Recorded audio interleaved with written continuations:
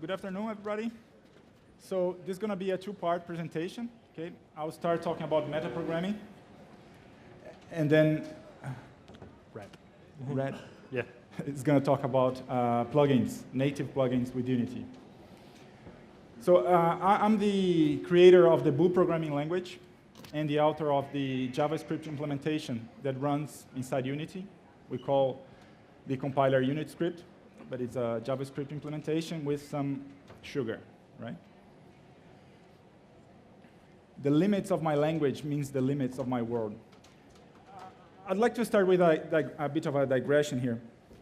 Isn't it a bit ironic that the tool that programmers deal with the most, the compilers, the programming languages, at least the mainstream ones, are these black boxes that you just, feed source files to, and you get compiled executable or bytecode at the other end, but what's going on there is something that is out of your reach, right? The compiler is doing a lot of stuff to actually make sense of the code you write, to optimize it, to emit bytecode and whatever. And it has all this code there that you can just reuse. You cannot touch that. You cannot extend the compiler to do other stuff that might make sense to you, right? And this is an industry where we talk about like reuse, extensibility. We have principles like the open-close principle, and that doesn't seem to apply to compilers and programming languages. It's just a bit ironic, in my opinion. Of course, there's Lisp, right? And there's Lisp, and there's Clojure, and there's Ruby. But those are not really mainstream languages. Metaprogramming. So meta means, or is usually translated as about, right? About itself. So when we say like metadata, is data about data. So what is metaprogramming, right? It's programming about programming, or writing programs that somehow manipulate programs or generate programs. This is how like the greatest source of factual knowledge we have right now, like Wikipedia defines metaprogramming, right? So metaprogramming is writing a program, some code that manipulate code, right? Either generate code or reason about code or do some stuff to code. So that means first that we have code as data, right? So code is data. To a meta program, code is data. So what kind of data that could be? In the particular case I'll be demonstrating here, the implementation we have running inside Unity, like the unit script compiler, data is represented in what's usually called a AST, an abstract syntax tree. Basically, it's a data structure, like a document object model you would find in a browser to represent the HTML document. But in this case, it represents code. So if we have like a piece of code like that on the left, it's a function definition, right? It's half screen. Internally, the compiler will parse that textual definition of the code into a tree-like structure called the AST, where we have classes that define each particular piece of code. So it's a function definition, which is also internally called a method. So I have a method class. In this case, I have a method object, which has a name field in there, saying that, oh, the name of this method is half screen. And the method has a body, which is another data structure, a block, that has a bunch of statements. In that particular case, I have just a return statement, which has an expression. In this particular case, it's a binary expression, okay, with then left and right operands and an operator. So that's how the compiler internally represents the code. And if we're talking about metaprogramming inside Unity, inside unit script, we're talking about programming using that data structure as our basis. What could we do if we have access to that information? For instance, a very simple example. We have coding conventions, right? As programmers in a team collaborating, it makes sense that we all share some conventions on how to name things, how to structure the code. Imagine that you want to write a coding convention checker that just goes through the symbols in your program and checks if the guy is following all the rules. And you want that integrated in the usual workflow. So you want to know immediately when you fail to meet certain conventions. Like in this example, I have some kind of script that I wrote, and you can see that I have a warning there inside the Unity GUI, integrated in the whole compilation process, saying, okay, public method names must start with uppercase letter, because for some reason I wrote my script with the wrong convention. So how can that be done? With a metaprogram. With a metaprogram.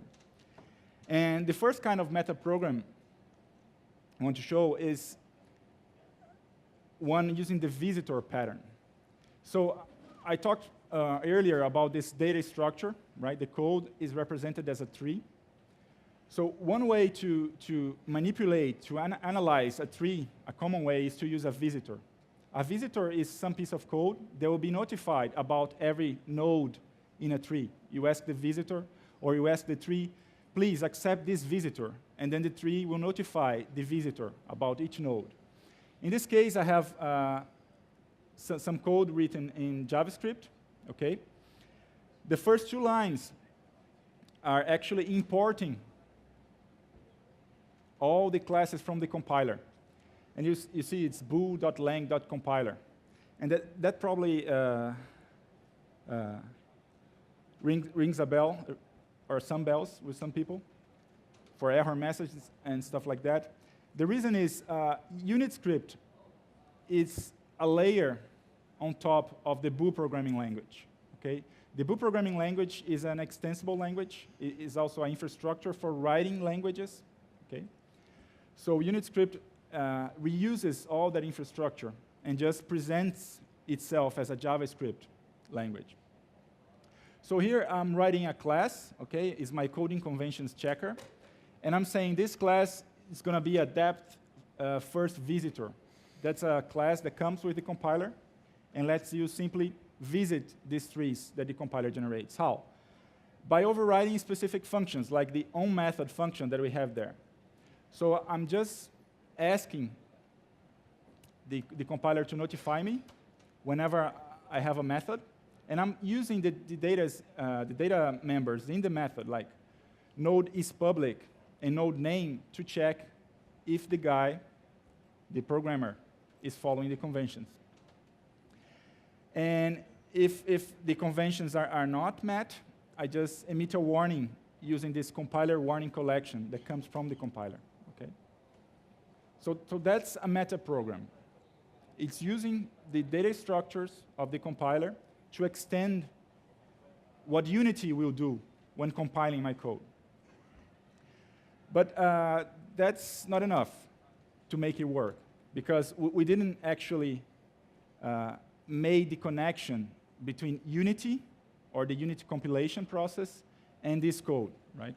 So we just have a metaprogram. We have to somehow link that metaprogram to Unity.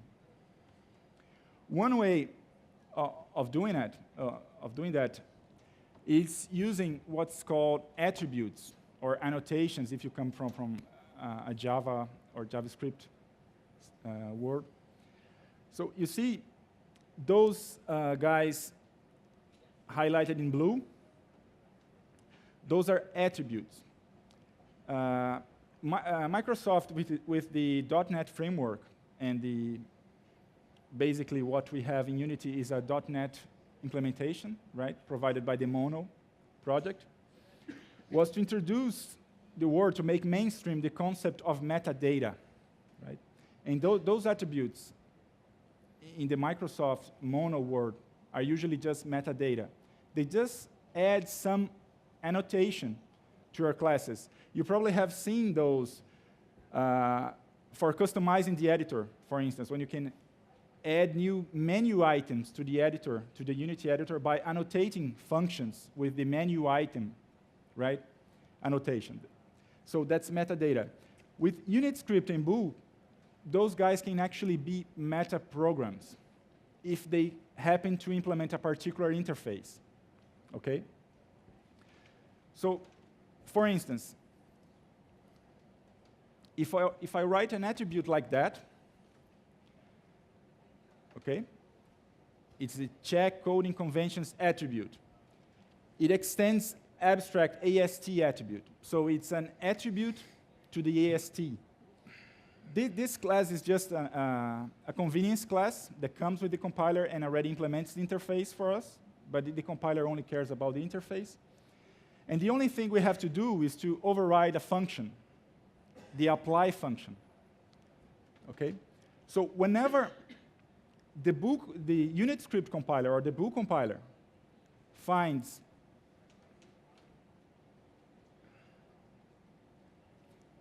an attribute like that applied to a class or to a function or to a parameter or to a field, right? Or to the whole script or to the whole assembly. Assembly means the collection of all modules, of all source files, okay, in my compilation process. If that particular attribute implements this interface, or as we saw here, extends that particular class, which gives him the interface, the compiler will actually call during the compilation process, in compile time, and say, hey, you are being applied to this node. So if it's a class, it's going to be applied to that class. If it's a parameter, it's going to be applied to that parameter. Okay? So in this case, we're simply calling node and asking the node to accept our visitor that we wrote before. And then we're passing the visitor the warnings collection of the current compilation process. And then you get, if you have something like this, okay, I have my function, half screen, now with the lowercase, right? It's not meeting the coding conventions. And I'm applying the check coding conventions attribute to the script. As a convention, yeah, the attribute suffix can be omitted, okay? It's a naming pattern. So when I say check coding conventions, it's actually looking for a class named check coding conventions attribute, okay? It's going to look for both, actually. So it tries attribute. If it doesn't find, it tries that. So with that, we actually reach that effect. That now, during the compilation process, if we save our attribute and checker in the plugins folder, all the metaprograms become available to the Unity compilation process. So these metaprograms are also plugins, in a way. But they are plugging not into the Unity editor itself, but into the compiler that is running inside this particular process. Okay? So that's one example. So in that example, the metaprogram is only analyzing the code, right? And giving some warning if some particular condition is met. But the metaprogram could also transform the code, right?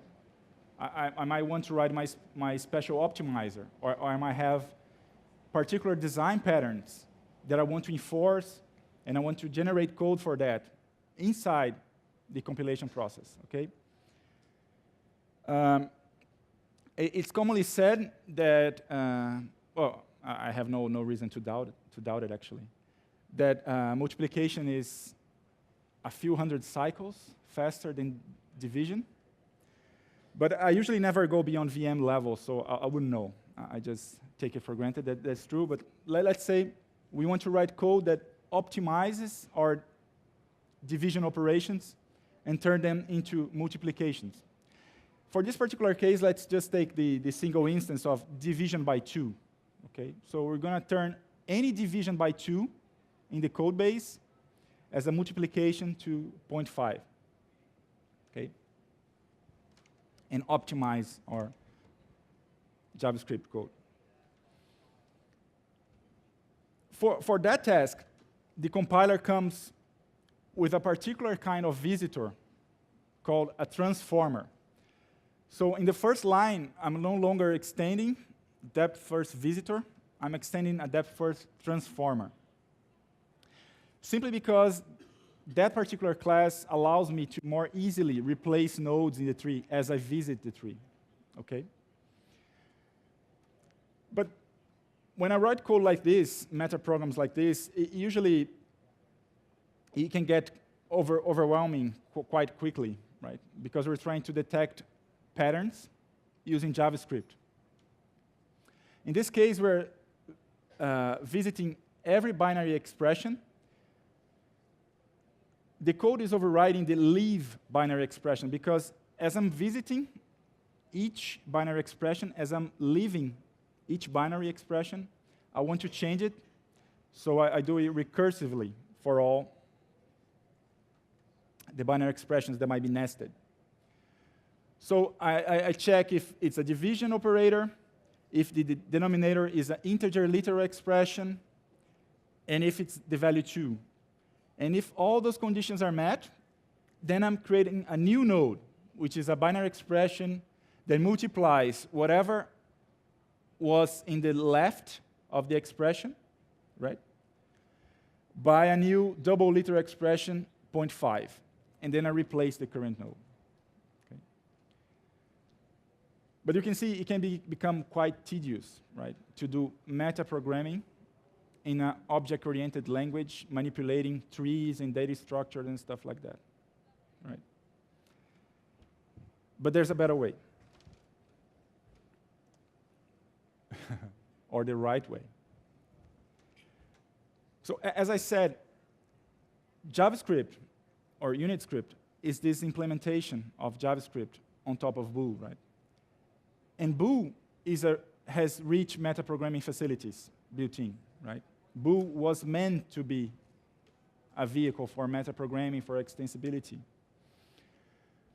So this is the code, the same code, has the same effect as the code we just saw, but using the Boo syntax for pattern matching code and generating code using something that is called quasi-quotation or code literals. So let's go bit by bit. So Boo inherits a lot of its syntactical framework from a language called Python. Okay? So Boo looks a lot like Python, especially with regards to syntactically significant white space, right? Indentation has the meaning of actually delimiting blocks in Python and in Boo, okay? So the leave binary expression body is indented. It starts with the match node, and that starts a pattern matching operation. The first case defines what pattern of code I'm looking for. So the $sign means like capture. When I'm pattern matching, I'm saying I want to capture whatever pattern occurs at this position, and I want to bind it to the denominator variable. Okay? So that pattern means I want to find every division by 2, and I want to capture the denominator into the denominator variable. That's what the $sign is there. And then if that pattern is matched, I want to replace the current node of the tree by the new code. So this funny delimiter, right?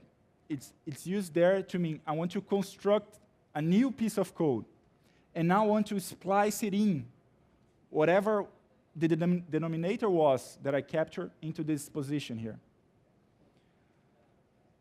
Right. So that's after you get to look to that to code like that for a while, it becomes really easy to understand. So it's just patterns, right? So you can see I'm pattern matching code like that. Okay. And it works just the same. So if you use Boo or JavaScript in the plugins folder, you can use those plugins, those metaprograms in Boo or JavaScript code in your game or in editor code. So it doesn't matter which language you write your metaprograms in, they'll be available for all languages inside Unity, except C#. Okay?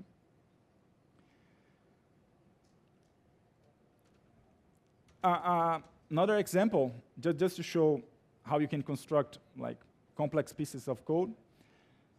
This is argument validation attribute, okay? It's interesting that there's no way, right, to reuse code that does like these micro patterns of code that we use to do argument validation or do initialization, right? You have to write that all the time, or you have to call functions to do that, right? With attributes, you can actually, in this case, with this attribute, you can annotate any parameter in your JavaScript code with not null, and then what you get is that the method body, okay, of the method declaring the parameter, so that's what we're seeing right there. So the attribute was applied to a parameter declaration, and then we get the parent node of the parameter, which is a method, and then we change the method body to inject at the beginning of the method the check validating the parameter. Okay? So we say if parameter with the $, meaning inject a parameter reference at this point, is null, then I want to raise an exception. And I want to inject the parameter name as the argument to the argument exception. And at the end, I just want the old method body there. So I'm basically prepending argument validation to my method. Okay? There are many possibilities just using attributes. Attributes are just one of the vehicles for metaprogramming. Imagine like an onStart attribute that moves all field initialization to the start function, for instance. Because with 3.0, we no longer allow calls into the API, into some APIs from field initializers. So we could solve that with something like that, an attribute, or deferred, or design patterns. Right? Your imagination is the limit. Right? No longer the language is the limit. Like your ideas are the limit because you now can create new words to express those ideas. Another thing that is currently only available in Boo is the concept of macros. And macros really allow you to create new keywords, new statements, add new statements to the language. So in C#, with C#, I think the first version of C# already introduced that. There's this keyword using, right? The using keyword is for deterministic disposal of resources. So in managed languages, languages with garbage collection, we have a problem, right? Because your resources will be released whenever the garbage collector gets to run. But for stuff like files or network sockets, it might make sense to actually release them whenever you stop using them and not wait for the garbage collector kick in. So they introduced this using keyword that basically delimits a block of code where some resource is used. And at the end of the block, it makes sure that whatever resource you're using is disposed of by calling a particular method called dispose on an interface. So in Boo, I don't have this disposing keyword, but I want to have the same functionality that C# has, right? I want to make sure that this file that I open in the first line is closed after the block has executed. And in Boo, I can write code like this. Okay. I can define a macro, the disposing macro, that accepts an expression as an argument. And the macro will yield or produce code. So a macro is a code producer. It can produce many nodes. Okay? It can generate lots of nodes. In this case, I'm just generating a try block. So I just get the expression that was passed in, I execute the expression and convert it to a disposable, a system.idisposal implementation, which is the way in the .NET Mono framework to dispose of these resources. And then I do like that. So when the compiler runs over this code, it will actually see, oh, there's a macro definition, disposing, and we will pass this first expression there, reader equals file.opentext. That expression will be spliced in the $E position, and whatever body was inside the disposing macro will be spliced in that particular disposing.body position. Okay. So macros can use like statements, type definitions, methods, fields, imports, other macros. So you can actually create a whole DSL, if you will, a domain-embedded language.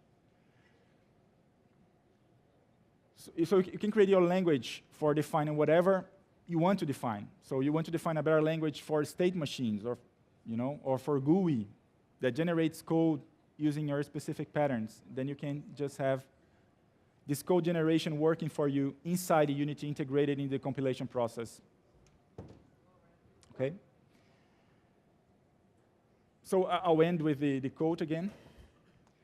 Because when you can extend the language, you're only limited by your ideas. So that's the key thing. So you can think of it. Now you have a way to give it a name so other people and yourself can reuse it. Okay. The first resource over there is my personal page on GitHub, which has the source code for all the compilers that I talked about, the Boo compiler, the unit script compiler is there too. It's open source, so you can look into the implementation and see how all this works. We have also the mono-develop, or part of the mono-develop plugin, also available from there. And some other resources specific to the Boo language. Okay. So that's all I have for you today. Questions?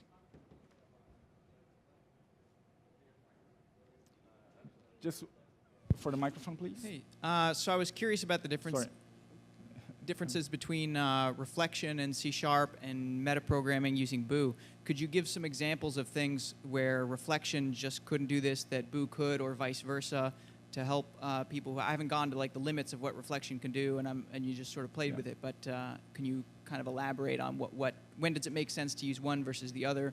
What can one do? Thank you. Okay, so the first important difference is that reflection is a runtime feature, right?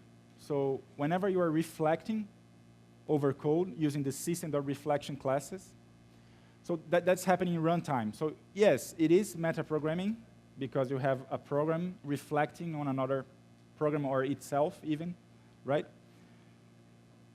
But mostly what you are doing there is accessing information about the data. If you go to the trouble of using like system reflection.emit, then you can actually emit new code in runtime, right? But again, this is like runtime metaprogramming. It's runtime metaprogramming, and this is compile time metaprogramming, so it's the first difference. The second difference is actually of one of expression, of how you express yourself, right? So using the constructs that I show, like with pattern matching and the code literals, like with the brackets, the funny brackets, you can actually generate code similar to the way you would write it, right? As a Boo programmer, at least, right? You would write code, so you're generating code, you can see the code, as opposed to using something like system reflection.emit, where you're actually emitting bytecode. An alternative to that, of course, would be to emit textual C# code, right? So in runtime, you reflect over some types, and then you decide to emit a text file with C# or Boo code or JavaScript code, and then invoke the compiler on that. That's another way of doing it. But then you are going through all these layers. With the first approach, the one I showed you, you have everything running inside the same process during compilation time. So the same structure the compiler is using is available to you, and the means of expression are in my opinion, much more clear. Right? There was a question here. I kind of have two questions, and the first one's sort of a two-parter. For the metaprogramming you were showing, is it dependent upon the syntax? Like, if I noticed you were saying like match this pattern in the code, and if I forgot to put a space or put too many spaces, is it strict on that? And then the second part is, does it then affect the actual code file, or is this just a modifier in compilation? Mm-hmm. Okay, so for the first question, no. It's gonna be parsed as a tree again. So really, if you put more spaces, less space, parentheses, it doesn't matter. It's pattern matching against the tree structure. So if the tree structure is the same, it's gonna work. For the second question, the answer is also no, meaning it's running. So the compiler starts by parsing the code into this tree structure, and then it's this in-memory representation that is being changed, okay, during the compilation carried out, during the compilation process, until it becomes bytecode. So the source files are unaffected. Okay, and then the last one's a little off topic, so feel free not to answer, but does any of this have to do with why we can't use namespaces in C#, or could you illuminate some of that about the Unity compiler? No. Okay. There was a question there?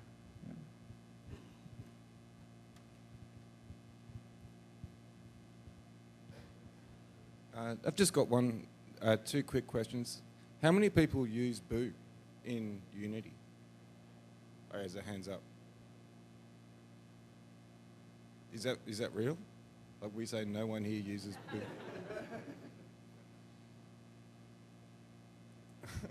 So second, just to address an early point you made about reflection in C#, you can actually reflect C# statically. You can read an assembly. Right, the expression trees, you mean? And there's expression trees, but you can parse an assembly and reorganize code statically. Yeah, it's a very limited. Yeah, so he's talking about like in C# 3.5, right? We have these expression trees now, like lambdas. They can be parsed into expression tree form. That is also pretty much like an AST, but for expressions. So yes, if you limit yourself to lambdas and that kind of thing, or link expressions, yes. But it's the whole assembly can be broken down like so that. That's C#4, you mean? I'm not sure if it's C#4 or 3, but No, certainly not late. So I mean, you can grab an assembly and yeah, you cannot have reverse classes. You cannot have classes, interfaces in there. No. I'm not going to argue with you, but you can. Okay. Yeah.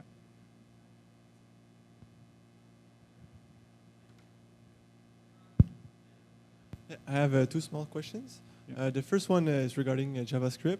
Is there any limitations? I'm wondering why there's no closures in the JavaScript in Unity. Is there any limitations of the system? Yeah, with the 3.0 version, we have closures now. Oh, really? Yes. Oh, that's really cool. And I was just wondering if you could explain a bit the compilation pipeline. How does it work? How does it fit in? Just for example, the AST that we get in Boo. Where does it go? How does it work? If you want to, for example, if you want to write a little, maybe a scheme from Boo to go into Unity or whatever. Do what from Boo? Create a scheme compiler or something like that. Yeah. Okay, so I've been talking about like this compilation process, and right, the compiler parses code into AST. What happens is the Boo compiler uses a concept of a pipeline. So a pipeline is a sequence of compilation steps or compilation phases, and you can even write your own phases. So basically, the compiler comes with a bunch of pipelines, and the JavaScript compiler is basically a custom compiler pipeline that replaces the original Boo parser by a JavaScript parser, and replaces some of the type checking rules to be more like JavaScript type checking. But it can reuse all the other stuff, like code emission, constant folding, some of the optimizations in there, name resolution, all that is given basically for free, just by replacing those particular things that you want to differ in your particular language. So to write something like a scheme, yes, you could write your own parser. To start with, write your own parser, and parser that into a tree. Probably you'd be like a more homogeneous tree at the beginning, because scheme code is very homogeneous. And then you would have to implement the actual type inference for a scheme or macros to actually turn those into classes and methods, because we're still talking about the mono execution engine below, right? And that uses classes, methods, and that kind of thing. But yes, it can be done just by customizing the pipeline. I didn't show how to customize it because we have very limited time, but it's something that is possible as well. Okay? Thank you. Do we still have time for more questions? Yeah? Yeah, hi. What do you have to do if you want the optimizations to go back into the code file? Okay, so if you want to have the optimizations back into the code file, at the end of the process, meaning you can, after your attribute has executed, for instance, after that accept line where you ask the tree to accept your particular visitor, or maybe later in the process, the compiler actually exposes a bunch of events that you can subscribe to know when things happen and stuff like that. Then you can actually just use a printer. There's also a visitor, a particular type of visitor that is a printer that can print code back into Boo or JavaScript. But then you're going to get a more normalized form of the code, you know? So like expressions will be parenthesized, stuff like that. So it's not really, you're not really editing the text file and just changing the bits and pieces that you actually touched, but you're generating a whole new file and replacing it. So yeah, it's possible, but probably not what you want, right? Yeah. Okay? Thank you. Good. Yeah.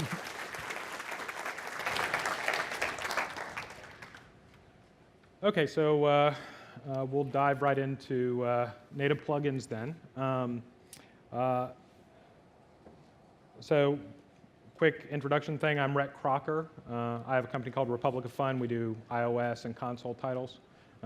This talk was originally supposed to be given by a guy named Rob Terrell, who has a company called Stinkbot that does things like the enhancement pack and stuff like that, but he's recently joined us and couldn't make it, and so I just stepped in. I've been doing video games since the early 90s, since the 3DO console, and recently switched to casual, downloadable kind of stuff, and then, you know, even more recently with Republic of Fun, we've been doing iOS stuff. Quickie on Rob, who is invisible for the sake of this presentation. He's been doing stuff as long or longer than me. He had a company called Blip, Internet Playground, a couple other internet startups, some related to games, some related to other things. With Stinkbot, he's been doing things like the enhancement pack, which if you're doing iOS development, chances are you're using the enhancement pack. And he needs to spend more time on it, but he knows that. And more recently, he's been doing a bunch of cool augmented reality stuff, and we actually Republic Fun just published his latest game, Zombies Everywhere, and you know, now he's part of us, so there we go. All right, so moving on to the actual meat of the conversation. So what's a plugin? We all really know what that is, but the main thing is that it's about extending Unity, right? So it sounds like, based on, you know, the kind of the presentation that we just listened to, that this is probably a relatively advanced audience, but I'll go through it just in case. So we got managed code sitting inside of Mono, right? C#, Unity script, Boo. That code can do only certain things. If you want to run C++, C, Objective-C, what have you, that's got to be done via a plugin. So why do we want to use a plugin in the first place? So the big obvious reason is speed, or at least we think it is. Native code can certainly be faster and is, you know, by default is faster than Mono. But here's the thing. I'll show you a demo here in a minute of a really simple plugin we're going to build over the course of this presentation. It's not always the case. Mono really doesn't suck. In fact, it's pretty awesome. The speed at which you can do stuff in Mono is relatively amazing sometimes. And And if you're going to do video graphics-oriented stuff, you should be doing it in a shader anyway. So don't immediately jump to a plugin. The other reason, and the real reason why you really want to use a plugin, is functionality, right? There are certain things that that you can't do in managed code. You can't talk to the OS. You can't interact with certain, with peripherals. If you want to do a Wiimote thing, you can't do that. If you want to do stuff like the enhancement pack does, functionality not supported in Unity by default on iOS, for instance, then, well, you got to use native code, right? Well, that said, you can always use non-native code, right? There's always hacks, and I myself have written countless little web servers that give me socket support for things that I didn't want to go write a plugin for. And those hacks are fine, but if you want to do it right and you want to do it fast, then you're going to do it with a plugin. So why wouldn't you want to use a plugin? There's a lot of reasons, actually. It will sound like over the course of this talk that I'm trying to argue you into not using a plugin, and that's somewhat true. Unity and specifically Mono are really fast and really great, and you should use the built-in functionality. I do. I literally have only used like 3 plugins over the course of the past 3 years, and 2 years, sorry. But there's a few key instances where you can't use a plugin at all, right? So if you want to do a web-based deployment, you're out of luck. It would be very nice if we had some functionality for having plugins on the web. We should all maybe ask for that, but in the meantime, you can't do it. If you're not using Pro or mobile, you're also out of luck. But frankly, the upgrade from free to Pro is pretty cheap, in my opinion, for as good of a game engine as we're talking about. And then the other piece of it is cross-platform elements, right? If you're doing cross-platform coding, an example of this is the HTML texture plugin that Rob built. He released the first version of it, I don't know how long ago. Basically just takes a web view and it sends it over to a texture that you can drop in world, which is great, wonderful. Everybody's very excited about it. Here's the problem. He sat down and somebody said, I need to deploy this on Windows. And he said, oh yeah, I'll do that. And he didn't because it's complicated. He's actually in the middle of doing that right now. So what do you need to do a plugin? Well, obviously you need a development environment, and frankly, that's about it. And hopefully some C or C++ coding ability. So we're going to go through a really, really simple example of sort of what you need to do to write a plugin in Unity. So this is the most basic functionality you can have. So really simple C++ function definition. You do something inside your function, and you're done. That's it. It's not complicated at all. In Xcode, you basically say, hey, I'm going to go create a bundle, and I'll show you that in a second. Go create a bundle, and then throw some C++ code in there, and call it from Unity. Inside of Unity, though, there's a little bit more complexity that comes in because you got to talk to that external plugin. So here's a simple mono behavior that just talks to our plugin, right? We're basically doing a DLL import. We're talking to the telling Unity, hey, here's a DLL I want to access functionality from. And then we define all the functions one at a time that we want to talk to on the inside of the plugin. Simple enough. And then we, inside of one of our internal mono behavior function calls, we call that functionality. There it is, my plugin function, really simple. Okay, so a little bit about actually talking to your plugin, because if you're going to call your plugin, you're probably going to want to pass it some data or get some data back. Seems likely. You can basically pass in anything you want. I mean, it's for programming here, it's simple. There's a few things you want to watch out for. Using straight up obvious types is easy enough. No problems at all there. As soon as you get into the very last item here I have is avoid arrays. And the reason for that is because it's complicated as hell. As soon as you start talking to your plugin and passing it arrays, you're going to start driving yourself crazy, particularly in Unity, because Unity has, I don't know how many different array types there are, but it seems like there's about 1 billion of them. However, you can pass structs, right? So you can pass a struct of, 100 floats or 1 billion floats or whatever the number is, right? Or strings even. Strings work pretty nicely. Well, they sort of work nicely. Let's talk for a second about strings. So mono handles a lot of the marshalling that has to happen, right? It converts strings back and forth, and it does that reasonably well. Everything's Unicode, and if you're gonna interact with the data via a string, then you just need to be aware of a couple things. One is if you're talking to a function and it's returning, actually that's the second thing, sorry. If you're passing a string down into your plugin, you're probably going to want to use a string builder. That simplifies matters quite a bit, and trust me, it's a lesson you don't want to have to learn yourself. The other piece is that if you're returning a string back from mono, and I'll point this out later in my warnings section, if you're passing a string back from mono, don't free it. Mono is going to do that for you after you're done with it, and your compiler is going to complain and be a little baby about it, but ignore that and just keep moving on, because mono is going to clear it, and you don't want to have two frees happening, one in your plugin and one inside of mono. That's not good. You'll get a crash. Okay, so here's the example.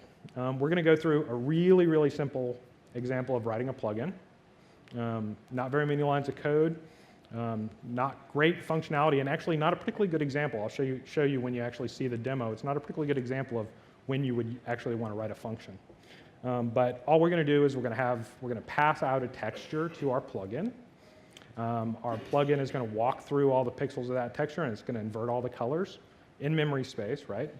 And we'll have to reapply those pixels to the texture, and then we're done. Okay, so this is the plugin code. This is pretty much all of it. There's a few defines and things like that. Well, I'll show you in a second. All we've got is a really simple function call. Invert my texture. It's this wide. It's this high. Here's all the pixels. Okay, we walk through them. We, flip them. Easy. Now inside of Unity, it's a lot more code, annoyingly, but it's not too bad actually. So the very first line is what we talked about earlier. There's a DLL import, and in the very next line is us defining the function that we want to call inside of our plugin. Then we got a bunch of other stuff related to the actual behavior, but specifically, look at the start function. We're grabbing a texture. We're doing a standard getPixels call that the Texture2D class supports, and then this is a little tricky, this piece, specific to textures. We're pinning the memory for those pixels because we don't want anything mucking with it at the same time that we are. Bad things happen. And in every update call, all I'm doing here is calling invert texture in my plugin, because see, I've defined it up above. And then those pixels are being modified in memory. And then I'm doing a set pixels call and applying those the changed pixels. And then of course I got to free it later. Okay, I was going to show you this example. Real quick, here's the, oh yeah. This is that C++ that I showed you earlier. You'll note at the top here, we've got a couple defines. Those are specifically for Visual Studio versus Xcode, if you want to do a cross-platform thing. There's documentation of that. It's very straightforward. And if you saw that slide that I accidentally went to, I'm going to post all the source to this. So if anybody wants it, you can have it. Then inside our actual code, it's all that stuff I pointed out before. Although I do have a cast that I got to do that I didn't have in my other code because I didn't want to muddy the waters. Okay, so here's the actual thing in Unity. If you are seizure prone, you may want to close your eyes because it's inverting the texture constantly, and I have a fairly fast computer, so we'll see how fast it goes. All right. So we're getting 50 frames a second. If I wasn't showing the GUI, I'd be getting more. Really simple stuff, right? Nothing complicated here. let me show you real quick. In Unity itself, that right there, that bundle, that's my plugin. Now, if we're going to do a cross-platform plugin, you got to do a DLL too, but that's pretty obvious stuff. Texture playback is my little behavior that actually interfaces with the plugin. I got it open over here. It's got a few extra lines in it because I added some stuff that I'll show you in a second. But it's basically exactly what I showed you in the code earlier. It's not particularly difficult. Now I mentioned earlier that, here, let me actually stop that so nobody goes. So I mentioned earlier that mono doesn't suck, right? So here's an example of that. I, for the hell of it, said, okay, I'm gonna test and make sure that that the native plugin is going to be faster than mono, so I can actually do this demo and not look like a dumbass, right? So here's a comparison. On the left, that's the native plugin.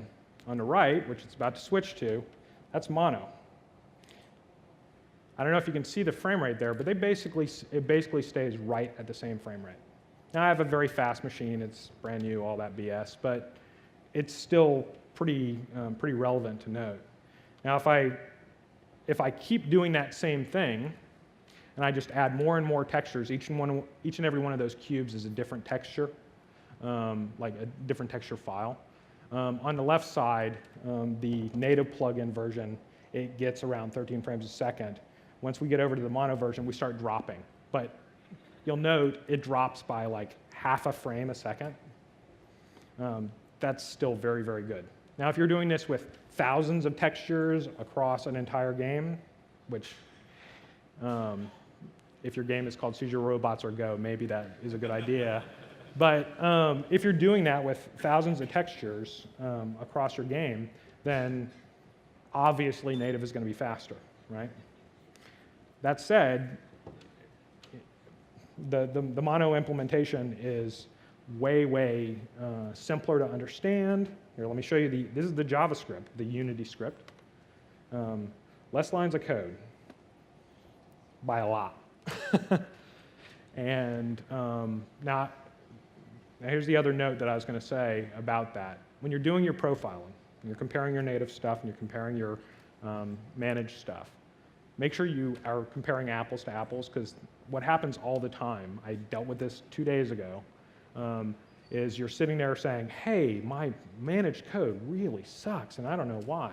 Well, hopefully this is an advanced enough audience that you know, okay, well, let me make sure that I'm actually caching this value and not allocating it every frame and things like that. By doing those little things, like by grabbing the pixels here on this line and actually, having access to them constantly, like sticking them in memory and using them all the time rather than reallocating them every frame, then obviously it's going to make it faster. All right. Where's my keynote? There it is. All right. So that's pretty much it. Two things to note. This very, very simple plugin. We're going to be posting it. We're going to put it up on Stinkbot because Republic of Fun is kind of a consumer-facing site. That invert texture plugin is going to be up there. One thing also we're doing is the HTML texture plugin that Rob wrote however long ago for the Mac, we've had to port it over to Windows for a project we're doing. And so one of the things that we're doing within the next day or so, we were supposed to have it for this conference, but it didn't quite make it, we're going to be posting the source for that also up on the Stinkbot site. And presumably it'll be up on Unify on the wiki sometime shortly thereafter. One last little thing, a couple of things to warn you about when if you're actually going into writing plugins. We all write code for a living, right? Or most of us do, I'd imagine.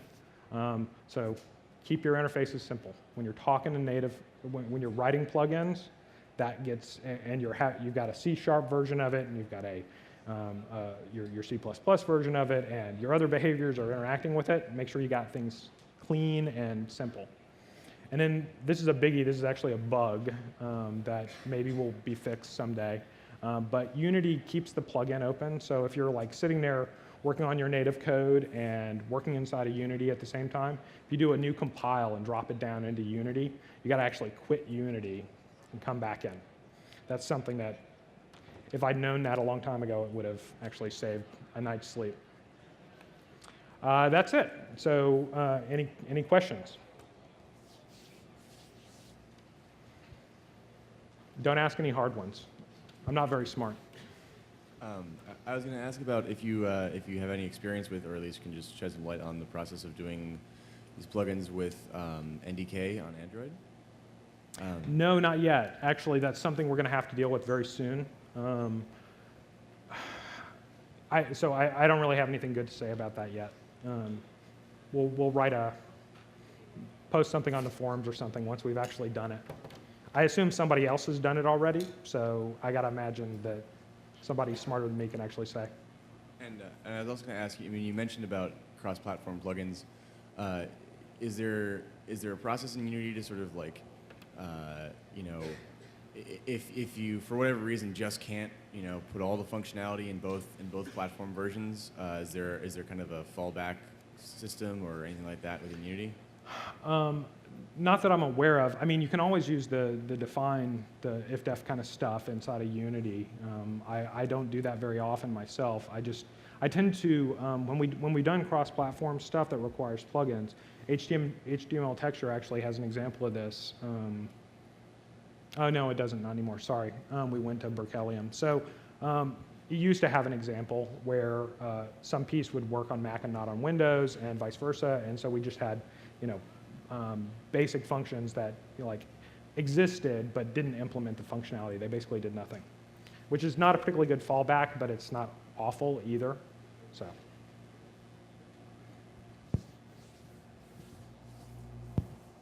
Do you have any experience using C++ CLI for this? And if so, could you talk about the benefits of each?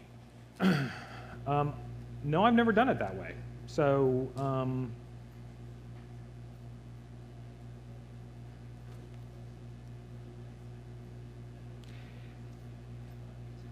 you know, so the short answer is no, I don't. So I don't really have any good advice there either. All right, so that's 2 strikes.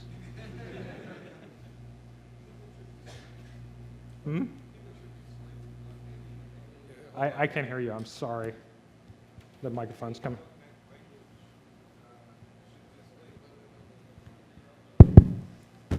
I'm not sure about this, but I think that any .NET language, if you stick it in as an assembly, will just link and work with. Yeah. So, I mean, the problem, though, is managed versus unmanaged, right? So if it's managed code, then you've got, then you're not going to have access to certain things, right? You're in a sandbox. So, so somebody mentioned F# in the thing this morning. That's, you know, you can do that, totally. And in fact, something that I considered putting in here but didn't is the thing that was mentioned this morning, which frankly I didn't know about, and so I went and did some research on it. You can write monobehavior functionality. I mean, all that's exposed to any .NET language, right? So you can write a monobehavior in F# and do all sorts of crazy stuff, whatever language you want. I mean, presumably you could use VB or something if you were crazy, but all those things are possible, but they're managed. And so you don't have access to certain functionality that you would have otherwise. Anyone else? I maybe got a ball on that one. I think that's it. Okay. Thanks, everybody.